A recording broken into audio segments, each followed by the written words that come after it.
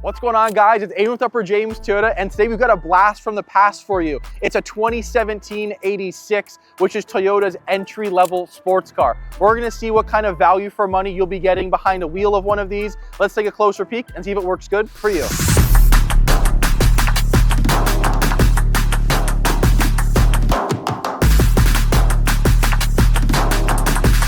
So let's look at the front end of the 2017 86. Now, standing next to this vehicle, it does sit a bit lower to the ground. So if you're looking for something that's maybe a bit easier to get in and out of, maybe this vehicle is not catered to you if you're actually going to be driving this as a daily vehicle for you and anyone else you'll be driving around. But if you're looking for something, this could be a very fun, summer car, or if you're, say, in California or somewhere in the States where you actually don't get any snow and you could drive this all year round, this could be something that's very, very practical for you as an everyday use for a vehicle. Now, looking at the front end, I'm going to be looking at this front bumper. Now, it stretches from both sides of the vehicle, but it's actually interesting. It's only the center that is actually going to be working. So it will actually be pulling air in, cooling your engine, and that will obviously work towards your wheels and your brakes as well. Now, a couple things on the front end that I'm actually not a big fan of. I'm going to be looking at this corner piece on both sides of the bumper. It's actually this full plastic piece, and once we take a closer look onto the side of the vehicle, you will actually see like the fake vent that it's actually supposed to be coming out of. It's kind of interesting what they decided to do. Now, if I were to be owning one of these generations of them, I'd actually be trying to look aftermarket to see if I can get something to go there that looks a bit more like it's an actual practical and a functional air vent. For me, just being someone who's very into cars, I think I would like that touch on my 86. Now, front end headlights, I know they have redesigned the headlights from the previous first generation to the second generation. That is where this vehicle falls in the generation scale, I guess you can say. I actually like it a lot. I think the front headlight design, one thing I will always note on this vehicle is they're very easy to see. On the road, if you look at the vehicle on a nice sunny day, you will see the active DRLs, and they're actually very, very simple to spot on the road. And I still think, down the road, this being, 8-7 years later when this vehicle was actually introduced, I still think it actually looks great and it's going to be catching people's eye on the road. Now, if I'm going to be taking a closer look onto the side profile of this vehicle, the one thing I'm going to show you is that on this top little quarter panel here is actually where this vent is supposed to be coming out. So people are going to think the air will be coming in this side and then up here for an actual active vent on the vehicle, which is not the case. I'm not really too sure if I am a fan of it. I actually think I would want the vehicle without either of these two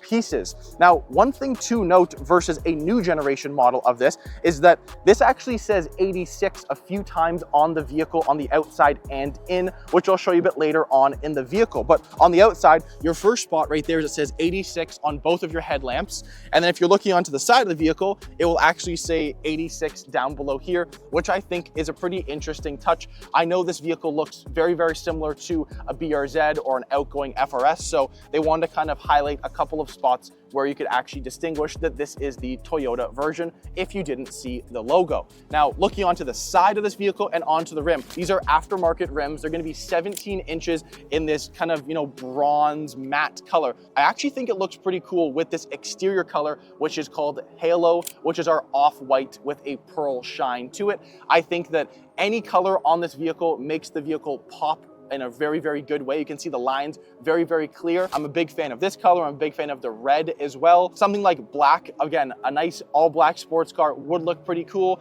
because typically these rims would actually be coming black with silver in them. So I think any color combination would look pretty appealing to me. You guys can let me know down below in the comments, what color you guys have or which one would be your favorite. Now, standing next to the 2017 86, a couple of things I'm going to be pointing out. First thing is that you can tell it's pretty low to the ground. It's pretty cool how compact this vehicle is and the dollar for actually what you're spending on this vehicle performance-wise and, sportiness-wise as well. Now, a couple of things I'm going to be a big favor of on the side profile of this vehicle. Number one is going to be these mirrors. Oddly enough, onto a new generation GR86, you can no longer get a color matched mirror cap. They're only going to be all black, which is different to the new generation VRZs that Subaru is offering. They will actually still color match your paint. I think it's one thing that, you know, it's kind of a give or a take for me. I don't really mind if it's black. I also don't mind that they color matched it to the vehicle either. You guys can let me know down below what's your favorite.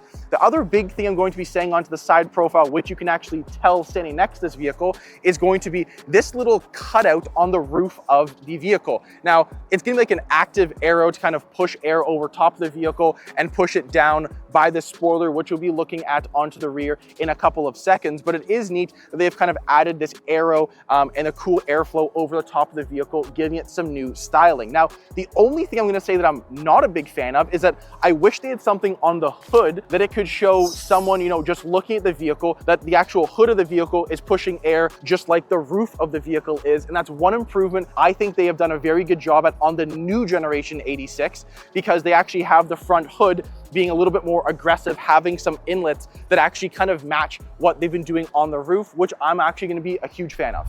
Now, taking a closer peek onto the rear end of the 2017 86. Now, this spoiler is actually going to be aftermarket. This was not installed by Toyota, and this is not how the vehicle would be coming standard from us. However, I'm actually going to be a huge fan of it. I think that it makes the vehicle look a little bit more aggressive, and it's something very, very small that will change the appearance of this vehicle entirely. I think getting into one of these vehicles, small little things that you're doing, whether it's rims, whether it's tires, a front splitter, a rear spoiler, whatever that small modification is, these vehicles are very easy to mod, and they won't cost you an arm and a leg to do so versus some other vehicles on the market. So keeping this very, very cost efficient, this could be a very, very good and practical vehicle to be getting yourselves into. Now, onto the rear end of these vehicles, I know they've changed a couple of things versus this generation onto the new generations. And the one thing I will be saying, a couple eyesores, I think, at least on the rear, for my opinion, is going to be, number one, is going to be these tail lights. It's interesting that in 2017, they were still offering a vehicle from a manufacturer that still came with halogen bulbs. I think upgrading these to an LED, and there's many LED aftermarket options on the market today. I've seen so many on the road with, you know, sequential turn signals or just nice bright LEDs. I think that's one mod that I would be doing in a prior generation 86, just to make it look a little bit more updated and into the actual current generation that we are in.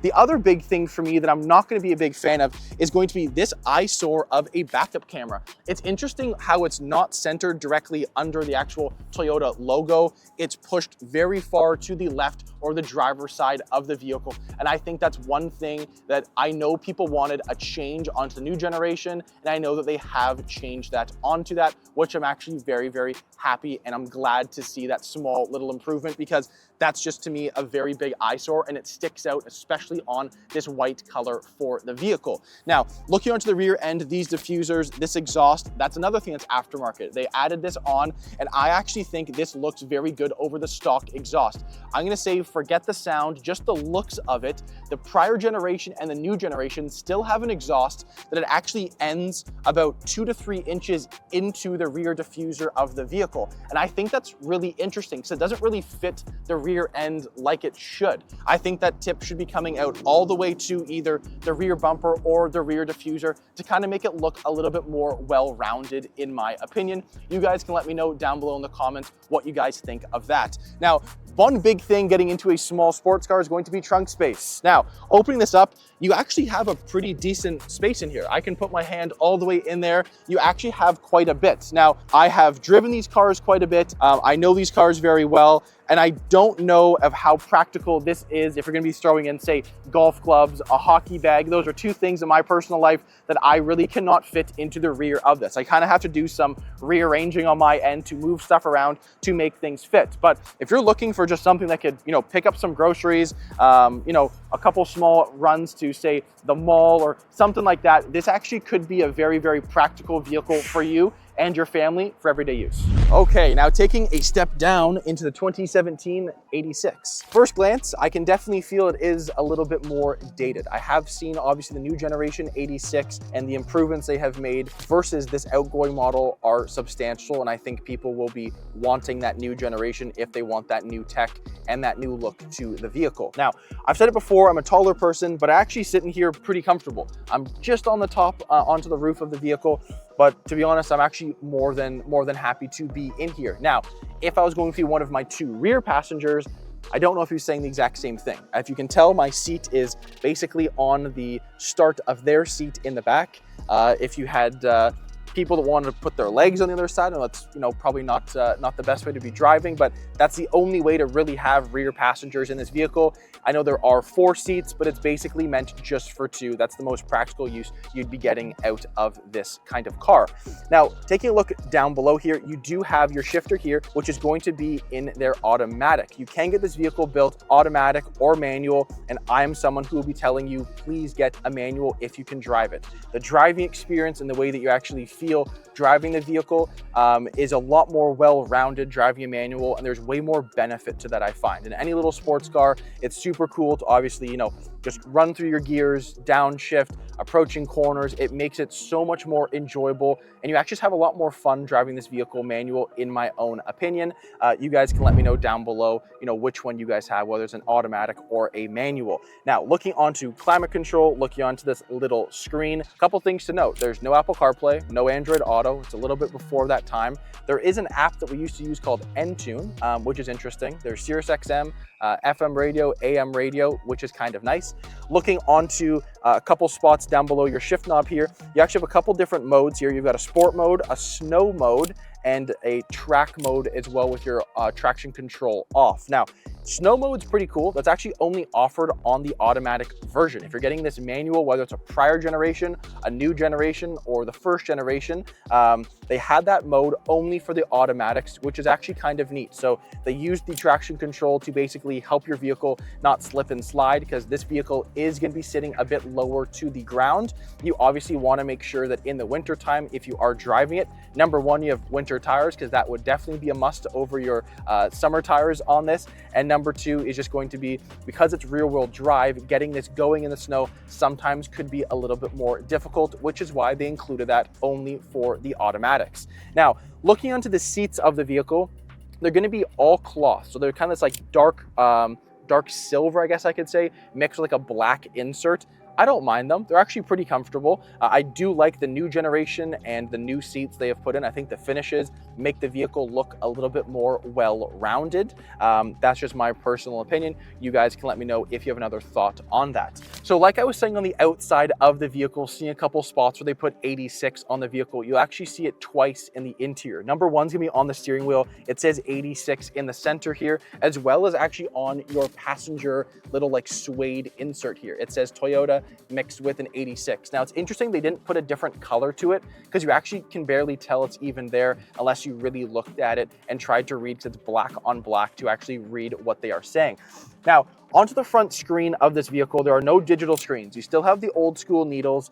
I actually like the layout of this. It's interesting they put your rev counter in the middle and your speedometer to the left of it. I think that's a little interesting touch that they've added. I'm not too sure which way I'd want that to go. I guess if you're, winding out the gears, having that in the center is more beneficial to you, just to know when exactly to shift, and then having your speedometer over to your left. I think that it actually makes the layout look a little bit different versus anything else on the market currently.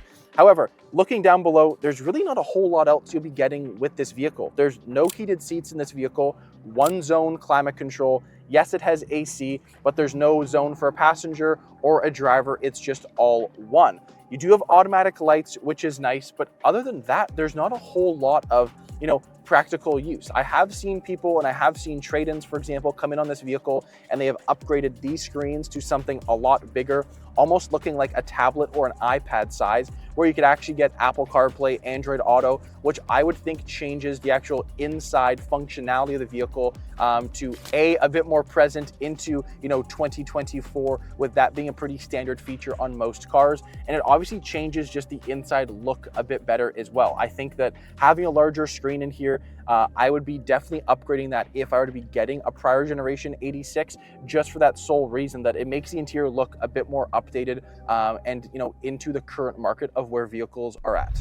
So let's talk some numbers for a 2017 86. Now, this is going to be powered by a 2-liter Boxer 4-cylinder engine. Now, in an automatic version, this is making 200 horsepower. In a manual, you're up to 205, which is a huge increase and really something you will not be noticing while you're driving an extra 5 horsepower. Now, the torque stays exactly the same at 156 foot-pounds, which is actually pretty decent numbers out of a small engine like this. Now, this compared to, say, a new generation one is where power has changed a lot. And if you have a prior generation, you got into a new generation, that's one thing you'll be noticing is that there's no more torque dip. And that's a big complaint people made in this generation for an 86. Now, back in 2017, if you're coming into our dealership, this vehicle at MSRP would be coming in at $30,870, obviously plus freight and PDI, applicable taxes and government charges. So I think for something coming in at, say, around $30,000 and change is pretty good bang for your buck of what you will be getting,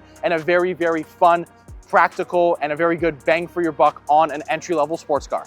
All right, guys, there's my review on the 2017 86. If you guys have one, you guys have a BRZ or an FRS, let me know. Let me know what you guys like about it, what you don't like about it, and if you'd be getting into, say, a new generation to replace the outgoing one. Again, my name's Aiden with Upper James Toyota. Thanks so much for watching. Please do not forget to hit like and subscribe so you don't miss any more of our future Toyota-related content, and we'll check you guys out in the next video.